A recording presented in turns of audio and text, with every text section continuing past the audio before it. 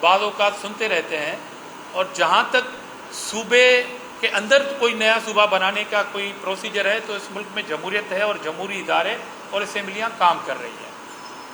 جس صاحب موصوف کا آپ نے نام لیا، ان کی پارٹی پتہ نہیں کتنی بار سندھ میں حکومت کر چکی ہے، اور بڑا اہم رول ہوتا تھا کہ جب وہ حکومت سے باہر آتے تھے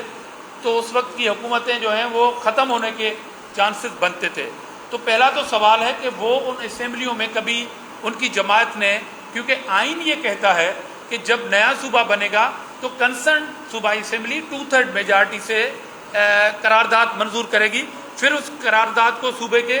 نیشنل اسمبلی میں جانا ہے، وہاں سے 2/3 میجارٹی سے پاس ہونی ہے قرارداد، پھر سینٹ 2/3 میجارٹی سے پاس کرے گی، پھر دونوں قراردادیں پھر صوبے میں آئیں گی، پھر صوبہ ان کو انڈوز کرے گا 2/3 میجارٹی سے۔ تو ایک آئینی پروسیجر موجود ہے اس ملک میں۔ تو جس صاحب موصوف کی آپ نے بات کی، ان کو جب حیثیت نہیں ہوتی اسمبلی میں تو نیا صوبہ یاد آ جاتا ہے، جب ان کا کلیدی کردار ہوتا ہے کسی حکومت میں تو اسی صوبائی اسمبلی میں ہونے کے باوجود نیا صوبہ بھول جاتا ہے، تو وہ اپنے ہی عوام کو آگے چورن بیچنا چاہتے ہیں۔ مگر میرے خیال میں یہ چورن جو ہے ابھی برنی خالی ہو چکی ہے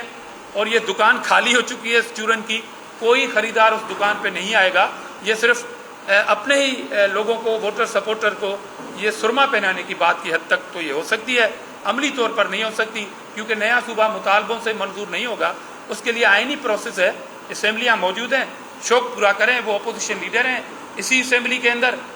لائیں قرارداد، پتہ پڑ جائے گا۔